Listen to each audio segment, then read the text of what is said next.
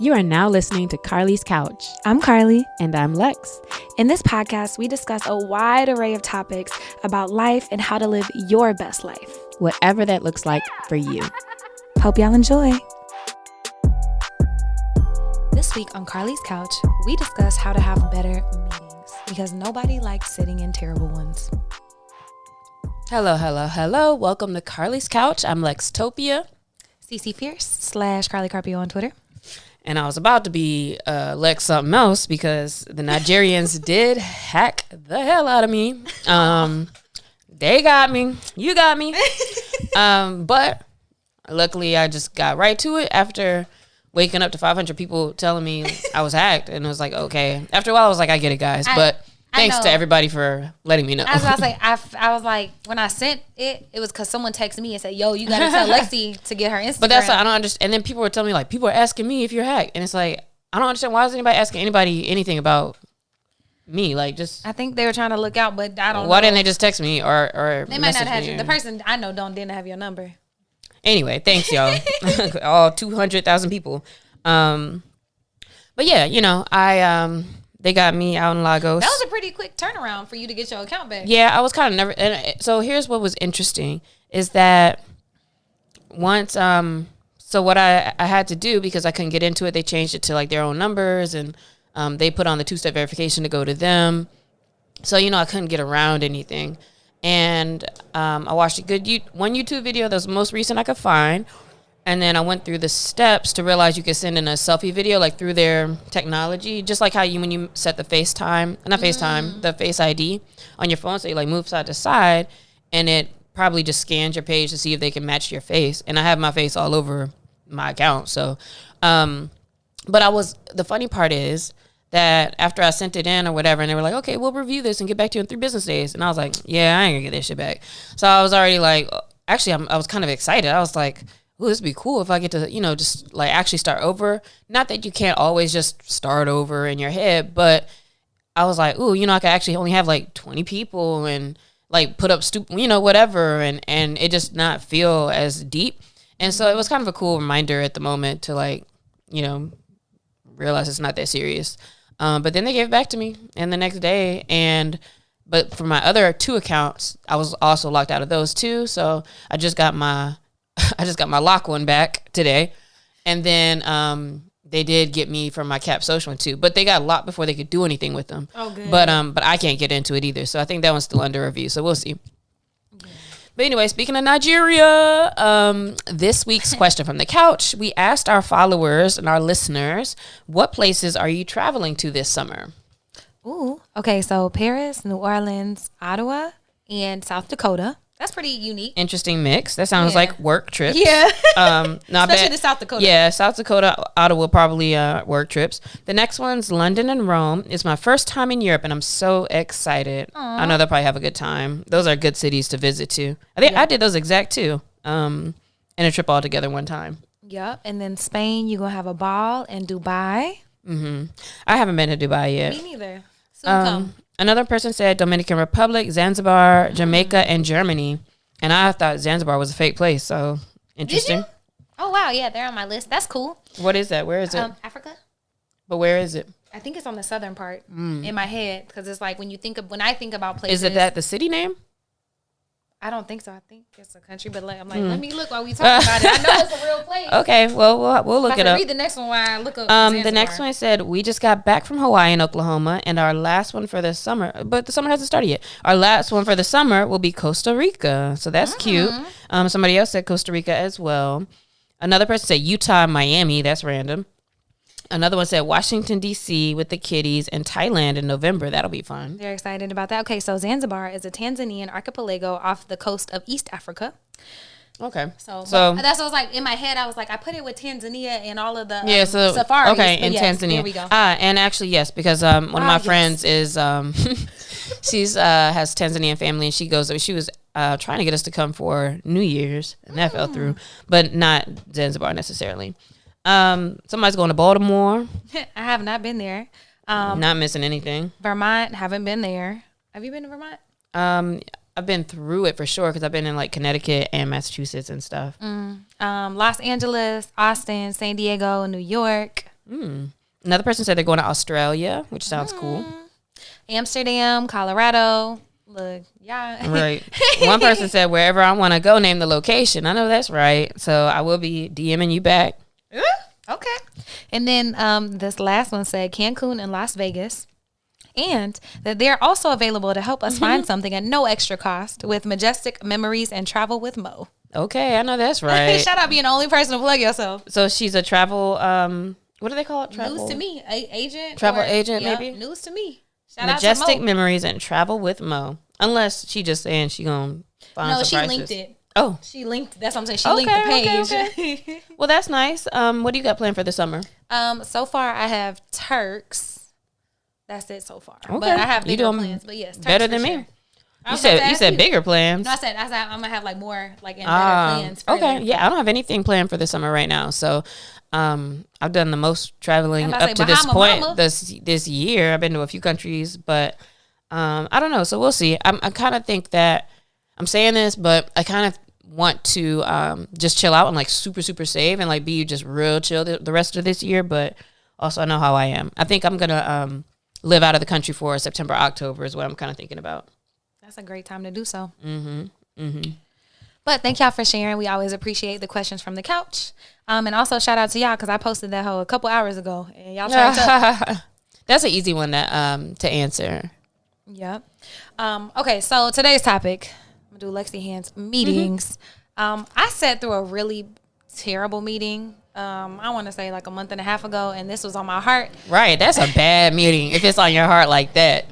But I realized that having good meetings is a skill, and it's something that people take for granted, and something you can also get better at. And I feel like we're the new adults or whatever they expect us to be out here in these streets, and so even for the older people, like it's a skill. So it's actually something you can hone and do better. Because I swear, if you spend 3 hours just talking at somebody, it's not a good meeting. Yeah, so what made the meeting so bad?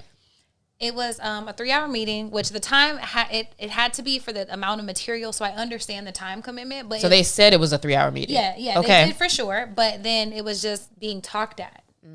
And the slides had a bunch of words on them. And, it was just a lot of things that we're going to discuss on ways to make it better. But then I thought about it and I was like, with as many professional developments and trainings and things that I do and that I know you do and how you help teams and stuff, like why not help people have better meetings? Yeah. So we'll keep this one brief and follow our agenda for the episode. Okay, how do we make meetings more efficient? Carlie and I talked about it, and really it's like the first thing you really can ask yourself is, does this even need to be a meeting in the first place? Because most do not. Most times you might have something to convey, and it doesn't necessarily mean that everybody has to stop what they're doing, come together, do all the small talk, and go through an agenda and talk about it. Because I feel like meetings were just a commonplace, and they're becoming outdated. So when I worked in construction, we would have meetings, and it used to drive me insane. Because if we just had the one meeting and everybody knew what they needed to do, we would stop wasting everybody's time. Like if you look around the room and we're having job site-wide meetings, which are necessary for safety and things like that. But anything outside of that, like you wasting time and money. Why were they having the meetings about meetings? Was there just no other way to communicate with everybody? No, people have emails. People have there's pamphlets, there's a million. We could be innovative. It could be anything, but we had them every day or whatever the thing was, every week at like 6 a.m. or 7 a.m. And it's like, guys, with all the love in the world, like this doesn't have to be like that. Okay. So I agree with you. And so some questions you can ask to see, does this even need to be a meeting would be, A, are you bringing people together to onboard or offboard them or to talk about milestones in a project? So if you're getting somebody started with a group, let's say, or they're starting with working with you or on a project, then I think that it is helpful to meet, because then you're making sure you're on the same page to get started so that they can go on about their way and do whatever needs to be done. I think another one is whenever team input is needed. So if you're making decisions or if there are issues or opportunities and you want everybody's opinion or thoughts on something, like I think that there's a lot of creative energy that can be had whenever you put a lot of people in the room and are not wasting their time. So I think that it could be important if you're looking to maximize one of those two things. But also with that, I'll say there's a ceiling to where when you have too many people in a meeting, then it's not creative. Like when it becomes like a small group versus like a classroom when now nobody feels like they need to say anything. So I would say small groups for the creativity part are good for meetings. And then lastly, if you need to make decisions that are maybe relevant to multiple people, oh, look, I was reading the rest of what she said. I was like, wait, what? I was thinking through my thoughts, typing it. If you're meeting with a group and you need to make decisions, then oftentimes you do need to have a meeting so that you can either hear different sides and or so you can present like what we are making a decision about so that everybody feels like they have equal opportunity to understand. And make sure that the communication is super clear. Then in those cases, yes, I would say you can have a meeting. Yeah, and I'll add the last one that's not on here, but I just thought about if like you have a board for a nonprofit organization or things like that, you actually required to have meetings, but it's for updates, it's for votes, it's for things like that. Think about all y'all Greek people back to chapter meetings whenever you had to vote on stuff. Like I think those are necessary and have a place. That's a good point. In a space where it has a structure and everybody needs to give some type of feedback, then cool, let's meet. Now, the next question then is, can we do this on a phone call? Can we do this online? Does it need to be Zoom? Can we, like, what do we need to do? Or does it need to be in person? Now, this wouldn't really be a question too much, honestly, before 2020. And I think that because more people had a chance and opportunity to have meetings via Zoom and other platforms, now it feels like, man, that's actually kind of a waste of time for me to get up, go to another room, maybe drive across town, whatever it may be, for a particular meeting. So what are your thoughts on being able to tell how you should hold out this meeting? So I think a lot more meetings than society would like us to believe could actually just be on the phone or on Zoom, even with cameras off, and still be efficient and okay. But I do think that there is a special opportunity, a moment in having people together. And so I would say in person, like, if you are working on something creative, because then people feel more there. Like if it's possible, if everybody lives in LA, like why not have them all come in, or the few of them or whoever come in so they can ideate on something and brainstorm and get the creative juices flowing. Or if it's like the first time for the whole board to meet, so then they can actually make introductions and try to build rapport with people. I think that there's a lot of opportunity in that. Okay. And then I'll ask you a follow-up to that. What is the order in which you are paying attention to I'm not probably paying less attention if you had to order an in-person meeting online with your camera off? So let's say you can have your camera off on a Zoom, or on a phone meeting with multiple people on it. Which one are you paying the most attention in? I mean, it actually depends on how I'm feeling that day, because I could absolutely not be paying attention in an in-person meeting. And I have absolutely not paid attention in in-person meetings before. But I'm more likely to pay attention if it's a good meeting, which we'll get into tips later. Probably, in my head, I want to say, no, it actually just depends on how I'm feeling. Okay, because I actually would say I think I would pay the most attention on the phone, and then maybe online, and then maybe in person. But the in-person and online could be changed. Just because when there's no other things to see or do, then I'm actually probably paying attention, because I'm not really a person who will like have a phone call and do other things. I can't really do too much at once, but on the computer I can. So that's just random that I was thinking like it still could be a good meeting. Do you think that it is possible to build rapport and really good relationships with teams if they don't ever meet in person? Because I feel like that's a lot of the draw to push people back into the office, because they're saying teams don't work as well. And I know a lot of your staff like are, online, like primarily. And so what are your thoughts around that? Yeah. And my favorite worker, teammate, shout out Carl Blevins. I've never met him. But I see him like every other day. I might talk to him every day. It's funny because he's met some of the clients and been at stuff that I couldn't go to, and I've never even met him. So I think absolutely you can. I think that were we able to be in person, we could maybe certain things can, communications or the way you talk to each other, whatever, might progress even faster, but I don't think it was necessary. Okay. I appreciate that.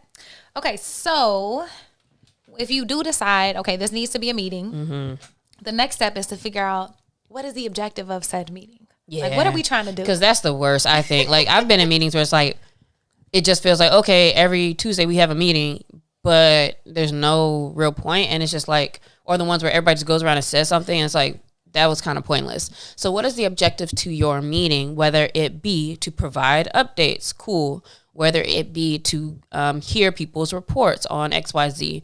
Your objective of a meeting might be to see where we have synergies on this project, or the objective of your meeting might be to sell you something. But whatever it is, try to keep that objective very clear, and make sure your points of your agenda reflect that actual objective. Yep. And so Lexi has a point on here. You should never go into a meeting without an agenda. I think, okay, so, and this is not something I've always believed and or done, but I think it's so true that if you have an agenda, your meeting's always going to be better. Well, maybe I should say it like that. When, let's see, 2000, maybe 17 or so, up to like 2017, 18, even in our work meetings with clients or updates or whatever, they didn't all have agendas, right? Sometimes we just hop on and just talk. And from a colleague and doing some work with them, with a project, I recognized how seriously they drafted up their agendas and how it was a format. So it wasn't even like, different every time. It's the same format. It lists everything that's important. At the top, it lists like some go-to links that you might need to go to if you need more background information. It was just so thorough. And I realized, like, by not having an agenda, what I was losing out on, I was losing a little bit of control with, especially if it's already like a client, right? And you're kind of losing a little bit of control, and it's just like, all right, we're just here. Two, an agenda for everybody looks more official. Like, I've had people be like, wow, thanks for having this agenda. Or like, oh, this looks really good. Because they're not really prepped for what's about to happen now. And, I've made the agenda so I can kind of control where this meeting is going. And also three, for recording sake, like an agenda is so good because after the meeting, right, I'm always usually kind of brain dead. Like, all right, we've talked for an hour, but we have notes in our agenda. The agenda's there. So now I can go back and see like, okay, what do I need to do my next steps? Like I don't have to do things immediately and forget everything after the meeting. But it helps me to note that, okay, next time we talk, what's the update on these things? And it helps you to track them as you go. Now, I've also seen some agendas that are super crazy long and it's doing too much. And it's like, all right, you definitely have to recognize how much you can get done in the time, and break it down and focus on something if you need to. But having an agenda, I think, is a game changer. I think so too. I think it also just helps people understand how you're going to fill the time, and if they're there for a reason, then they kind of like, oh, I know for real, I'm gonna be speaking right here, so let me, do that. But whenever you're thinking about these agendas, like, how do you create one? Like, what is your thought process? So what we do with our agendas is throw our, company logo in the header. Underneath it, it'll be like, what is this thing? So whether it's XYZ's client session, put the time, the date, and then at the very top, the first thing we do is we list out some resources. If it's like an ongoing thing, right? So some resources they can always just click to if they need to, but we don't talk about that in the meeting. That's just kind of there. We'll start out with like reporting. So if we need to report back numbers to you, analytics, then I might go into, okay, here are the different breakdowns of project types things going on. So let's say in my case, it might be your philanthropy project. There's a few different things going on with that. Then it might be, okay, you have a music project. There's a few things going on with that. Back when we worked with a mental health organization, similarly, it'd be like, okay, we have this initiative. Here's the things that are going on there. Here's another upcoming event. Here's the things going on there, right? So separating it by key initiatives. And then the points of like, what do you need to either report to them? So we also would link things. So we'd be like, here's the strategy document here and put the link in it. So it's that way, it's like everybody who has the agenda can always just click to see what's what as well. And then any questions that we need to get information from, having those questions in there. So basically just by kind of categories. Yeah, I think that makes sense. So that's for client meetings, and I think that works really well. And also for the continuation of things. a lot of my meetings aren't like that, but I still like to do agendas when I'm presenting things just so they can see what's going on. And it's kind of the same idea always. And I try my best to like give them like times, like, you know, this will take about 5 minutes. Like, oh yeah, I don't do that. Well, see, but that's like a shout out to Dr. Charlie Kemp was on here about talking about education. So she be on me. Yeah. Dr. When you're Charlie. like presenting, that's good to keep you on time. So they can kind of figure out. Yeah. And so I can also it shows I put a lot of forethought into how long things are going to take. But when I think about like board meetings or pitches or professional developments, it's kind of the same format in the sense of like, what are the overarching items that we need to discuss? What are the exercises? Who needs to talk? And then I think at the end, it's always good to put a space for questions or further discussion. And then also to maybe have a parking lot for things that won't be discussed at this meeting, but that we do need to like touch back on. Yeah, and at the top of ours is where we have our next steps. So what we'll do is I'll take notes, or somebody else on the team might take notes during the meeting. But then at the end of the meeting, we kind of scour through and then be like, all right, we said they were doing this, we're doing that. So that way you always have that there as well. And so once you have your agenda, I think it's important, when possible, to send to the people who are going to be participating in the meeting so they can know what y'all are meeting about and prepare their things if they need to. Absolutely. All right, let's go through some other kind of quick tips that are helpful. Quick and dirty. All right. HR. Respect people's time, 100%. And that's something people always say when it gets towards the end of the meeting time, and people are like, well, you know, I want to respect everybody's time. Is everybody good on time? And every time people say that, it's like, all right, like, well, I'm cool. But also that is respectful. And then a lot of times people be like, yeah, I have to be out at this time. So try not to just ramble on and on. Man, I remember when I was at any college, in any college class, if professors kept going, I'm like, Lord Jesus, I feel so disrespected right now. So do your best to very much respect people's time. I would also say, like, you shouldn't be talking the entire meeting. There should be a lot of space for discussion, feedback, questions. Like, if you notice you're talking the whole time, like, you should change that and quickly. Absolutely. And when there is somebody speaking, be sure to listen to them. Meetings get real inefficient when folks are not listening, and then they ask a question and you already answered it, or things go back and forth. And again, that's not respectful of everybody's time as well.